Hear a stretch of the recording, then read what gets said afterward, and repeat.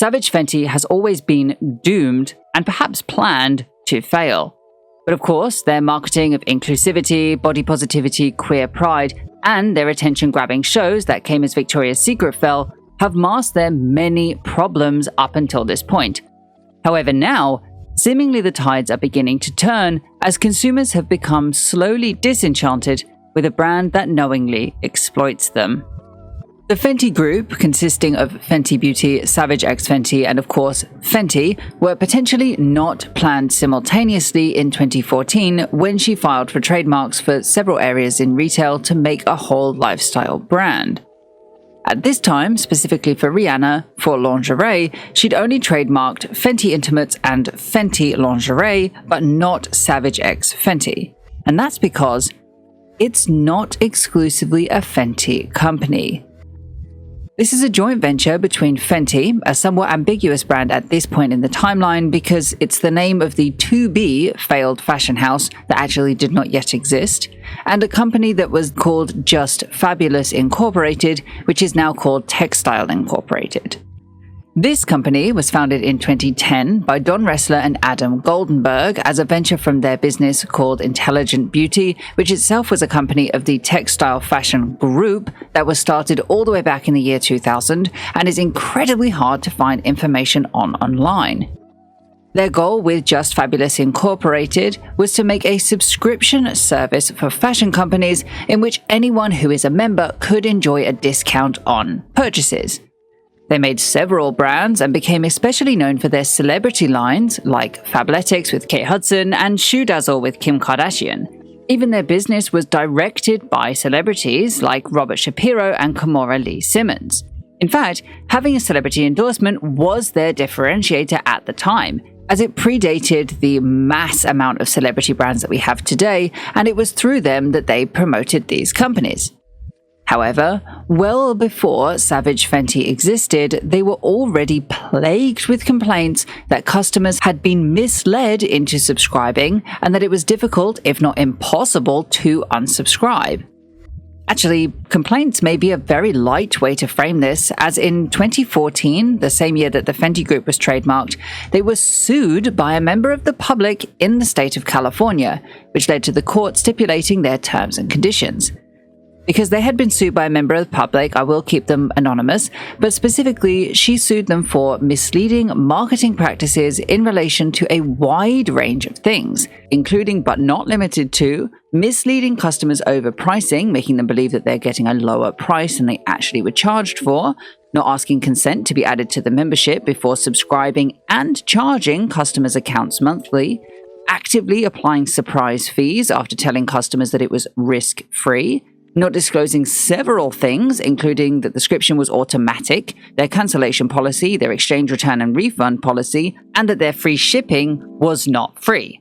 And not allowing customers to cancel their order, which was required to be done by phone, by forcing a delay past the 10-minute time cap that was required by the undisclosed terms and conditions. So with that said, this is a publicly accessible document. In fact, actually, maybe I'll link it below if you want to read it for yourself. But suffice to say, this was a company that knowingly and willingly kept people on their membership program who did not want to be there. However, they were extremely profitable, having revenue of $505 million USD the year after they were fined around $1.5 million for all of the deceptive marketing plans, which they were actually permitted to continue as long as they were no longer misleading the customer. This is far more of an important point than it sounds, because in 2016, having not stopped this, they were even on track to make $650 million and were valued at $1 billion US. This brings us to the founding of Savage Fenty. By the time the joint venture was penned, this court case had come to an end, they had changed their name to TechStyle Incorporated, and they were, as requested, not deceiving customers into membership, but instead marketing the membership as a positive. However, considering that I, as a singular person, was able to find this document online along with several other exposés for different reasons, one could easily assume that the many people, lawyers, advisors, professionals behind the Fenty brand, including Rihanna, would have been well aware of these problems. Yet, from their perspective, they could argue that JustFab/TechStyle had paid what the court demanded, they'd claimed that they'd changed, and that they had made the fact that it is a subscription service far more noticeable on the site, so this would give the Fenty company plausible deniability in case anything went wrong in the public eye, meaning that the reward, the promise of all this money, outweighed the risk of being the face of a mandatory wormhole subscription service. This is how Savage X Fenty was begun, with the same membership program that both had been pre-tested and would go on to be a differentiator for the company.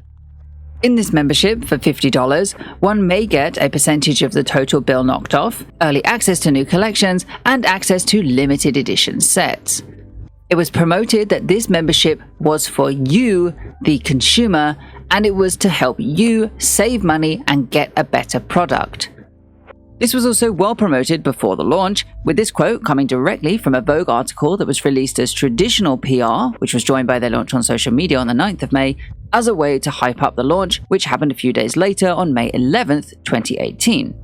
Then, post the official launch, they continued this PR plan for the next few months, but instead of pushing the membership program as their differentiator, it became secondary to the known Fenty branding of inclusivity, especially in terms of their size range, which was often boasted in articles and in their social media presence, where they would showcase a wide variety of people of all different shapes, sizes, skin tones, etc. in their lingerie.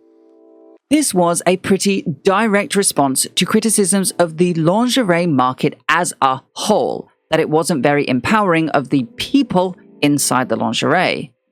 One brand that saw a lot of this criticism was, of course, Victoria's Secret, who was more famously in favor of the male gaze, whereas Savage would differentiate themselves by allowing their wearers to be the ones to feel engaged. Bearing in mind all of this was when Victoria's Secret was a huge deal, a massive company, and Savage X Fenty was still a very small company. They hadn't started their big push for media attention just yet, and instead were concreting the brand's point of view as inclusive, empowering, and because of the membership program, affordable. However, this was all about to change after their New York Fashion Week debut in September 2018 that would explode their business. The fashion show was exceptionally well received by the masses, specifically for their inclusive and just honestly fun perspective on underwear. The Savage X Fenty customer didn't have to be sexy in the eyes of others because they were sexy and/or confident in their own body.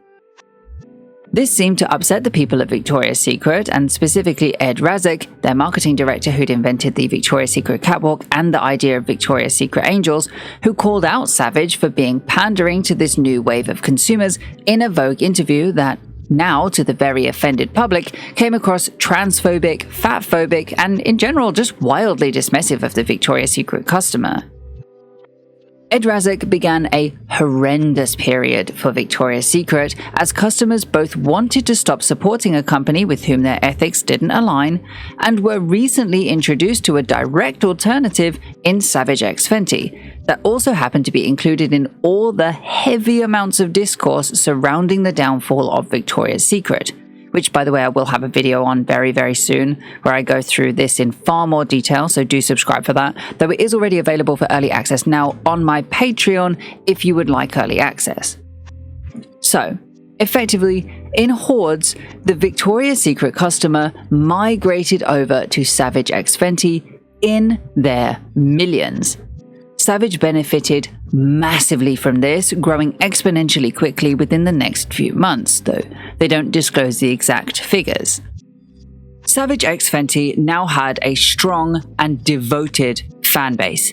So as they began on their tour around America in the Mall of America, they planned further fashion shows and films in the same manner to reach these customers, with the distribution rights sold to online platforms as a way to diversify income streams of this promotion.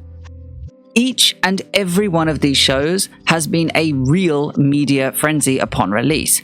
They even had a documentary come out on Amazon Prime for several of the shows starting in September 2019, all of which contributed to the brand seeing a 150% compound annual growth rate. But in order to stay on top, they needed something more. This would begin with sponsored YouTube videos from influencers, but eventually would really get started with what this book called fan endorsement around the year 2020. Obviously, we know that having Rihanna as the face of the company is heavy celebrity endorsement, and they had relied on that for the year and a half up until this point. But where Savage X Fenty differentiated itself from other celebrity fashion lines is the detail in which they would go into to engage this kind of fan service, which would result in an encouragement of stan culture. In terms of this kind of fan service, I probably do need to define what is meant, and I think the most famous case of this is Taylor Swift. She'll regularly use callbacks to her previous work or to her cats or favorite numbers in her media so that fans can get Easter eggs and feel more connected to the work through a brand sensibility transitioned into shared symbolic language. In this sense, fan endorsement works to stimulate fan engagement into connecting on social media in a way that promotes the logic of stan culture. Rihanna was doing this same thing, encouraging that cultish feeling of stan culture through her many celebrity relationships, using several at one time. The book describes the brand positioning Rihanna and Savage Fenty as a fulcrum, which means a support or a fundamental point between the newer wave of black celebrities and herself/her level of fame. The main example they use specifically is Lizzo, who Rihanna posted in Savage underwear on Instagram, a behind-the-scenes shot of an Elle magazine shoot. Rihanna then went viral for clapping at Lizzo's flute performance. Then the shoot for Elle magazine was released with Lizzo on the cover, which was used as promotion for the Autumn-Winter 2020 show, which Lizzo was part of, including her part in the Amazon Prime documentary on the same show, which of course was PR in its own right, and that the original Insta post promoted as well. All of which gives an air that they are very intertwined and connected, helping the brand benefit more than usual from Lizzo's celebrity endorsement. Other celebrities mentioned in the book are Normani, Jada Essence Hall, Shea Coulee, Gigi Goode, and Megan Thee Stallion. Notably, 5 out of 6 of whom were black, and at least 3 of the 6 are openly genderqueer. Something important to the company to position Savage X Fenty as offering opportunities for intergenerational wealth that has historically been withheld to black and queer people up until this point. So this was no mistake, and in fact very deliberate. As the book continues, digital age celebrity is an organic and ever-changing performative practice. Celebrity is based on a set of circulated strategies and practices that place fame on a continuum. The brand utilized this by taking these celebrities' identities and weaving them into their brand in a way that felt more heartfelt and genuine as an endorsement, making them seem more inclusive, especially of black women who are very likely their biggest demographic of consumer, and to the queer community, who were enticed with famous drag queens who were very topical at the time because of RuPaul's Drag Race being fairly recently discovered and enjoyed by a wider demographic. So, with all of that said, they had great promotion. All of those fashion shows that I probably too briefly mentioned, all of this celebrity endorsement that promoted stan culture around the brand and around Rihanna herself.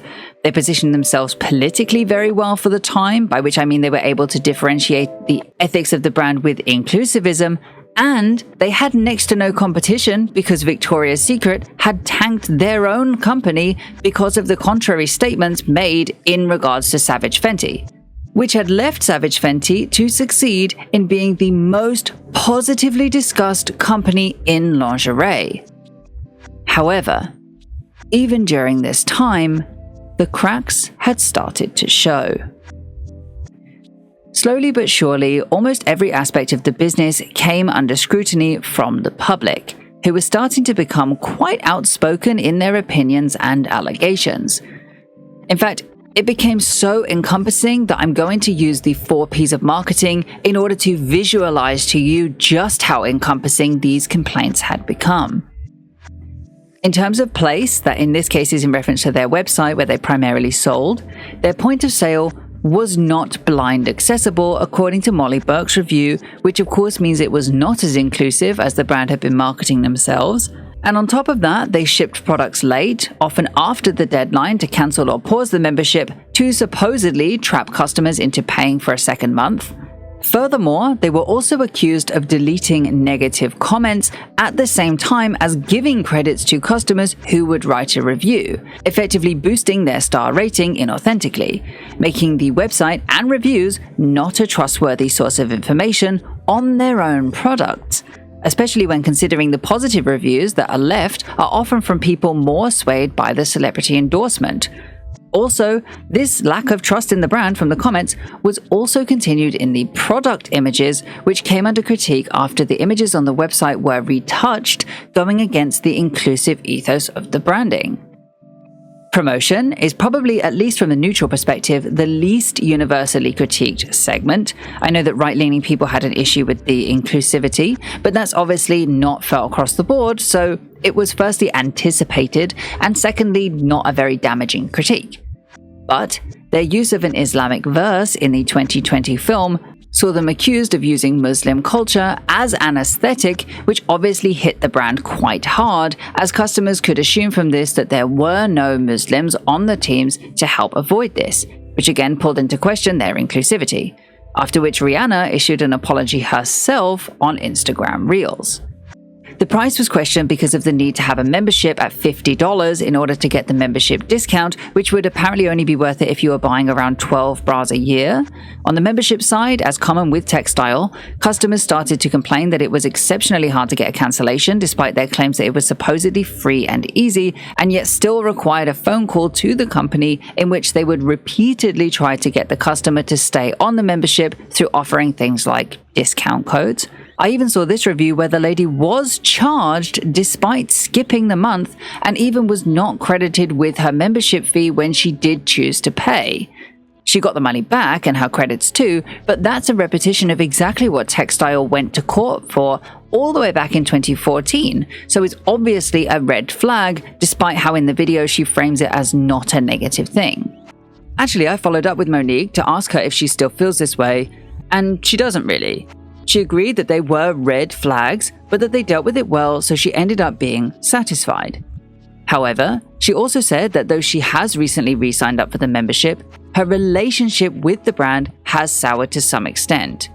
In our conversation, she brought up all of the same pricing issues as the other creators and was frustrated that the pricing changes once you become a VIP. However, she counteracted that by saying that it was good to support a Black-owned brand, which isn't really an issue that I've seen discussed much elsewhere, that they promote themselves as Black-owned and get the social benefits of that, but it's at least half owned by 2 white men, and if Rihanna's other Fenty contracts are similar to this one, it's likely that they put in the financial capital and she just put in her celebrity factor as capital and just let them run the business. But by far, the biggest complaint of the entire brand, one also raised by Monique, was to do with the quality of the product and the ill-fitting nature of the bras. Regularly, in unpaid reviews, customers would complain about the quality of fabrics, components, fit, the list goes on. There was even one video I saw of a lady who received her product in questionable packaging that, because of the simultaneously low quality of product, made her believe that her product had been swapped out for a cheaper one by a scammer, despite purchasing on the official site. In fact, this critique came up so frequently that I contacted Will Lasry, who you may know from here, TikTok or Instagram, all of which are linked below, as he looks into the factories that produce some of the most famous clothes in the world. We hopped on a call, and though he couldn't be sure, he identified this company as the manufacturer of the product. The Delta Bogart Group seemingly focuses on mid-level underwear, with their brands including Victoria's Secret, La Senza, and Tommy Hilfiger. So perfect for the price point of Savage X Fenty. However, because of the quality concerns from customers, I find this a little suspicious.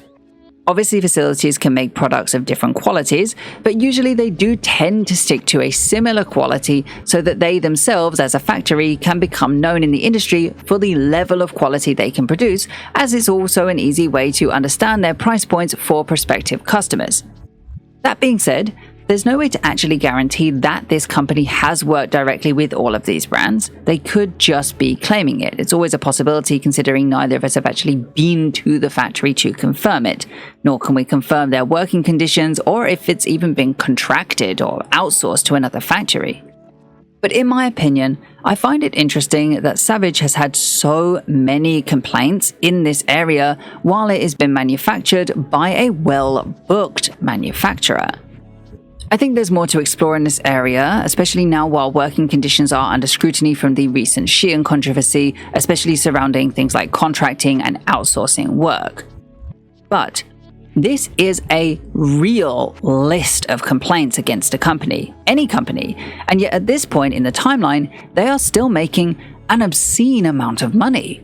The company has been valued at $1 billion despite the beginning of some really major cracks in customer satisfaction, trust, and perceived authenticity, which until recently has been balanced by their ability to use inclusivity to help them gloss over these pretty major points of dissatisfaction. However, today, there are several brands like Nikki that does XXS to 3XL, which is the same amount of sizes as Fenty, but is also climate neutral and fair trade. For men, there's Korea's NPNC, which is queer-owned and led in a company where discrimination is very much legal, though they aren't body positive and they don't have a wide size range. There's Organic Basics, which is recommended by Lisa Fevrel in her video, that is very open about their sustainability and their logistics, including using organic cottons for better environmental impact in their construction and logistics, something that Savage, as a fast fashion brand, doesn't disclose at all. I'm sure there are several more brands that have the same inclusivity ethos without having factors like the membership program and retouched photos to weigh down that inclusive differentiator. And you can find brands that go along with your personal definition of inclusivity. Furthermore, these companies, being that they aren't bolstered by celebrity endorsement, they don't have this kind of funding, probably have had to have a more solid product in order to gain traction in the sector anyway. Because honestly, no matter how good your ethos is, if it's a bad product, people do eventually stop buying, which you could argue is how the customers found out that the Savage X Fenty membership was hard to quit in the first place. So, now we are at a point where we are undoubtedly about to see a downfall of the company. Because ultimately, whichever way you spin it, the company is obviously going to fail at some point. I know they've just started expansion into brick and mortar stores, so they're not stopping expanding, most likely to appease investors, but this has really been the plan, always. Even this article from 2016, just as JustFab changed its name to TechStyle, says, this is gimmick commerce and unsustainable in the long term. TechStyle and Savage know what they are doing, and it is meant to make a lot of money in the short term and burn out quickly, which is seemingly exactly what is happening. Even Rihanna herself has stepped away from the brand recently, so it's possible that they too see this coming and are trying to distance her personal brand from the fall in order to just remain good in the public's eyes and perhaps not see her power diminished, which in turn could hurt the still very profitable beauty line. From here, the company really could take two routes. They probably will have another fashion show in September, after which either the cracks could be glossed over again and they could see another rise in popularity until eventually the customers do just give up with the brand and it slowly falls. Or, in my opinion, which is what I think will happen, come September, when Victoria's Secret release their documentary that is 100% PR for their new inclusive image, the tables will be turned on Fenty and the storyline of how manipulative their marketing tactics actually were in getting people feeling trapped into those memberships only to then sell them a subpar product actually is. Whereas Victoria's Secret, because of Grace Nichols, has had very good product quality since 1985, which one could assume they still have now, despite being under new management, with Wexner now only owning 2%, which I obviously go into far more detail about in the aforementioned Victoria's Secret video that's on Patreon.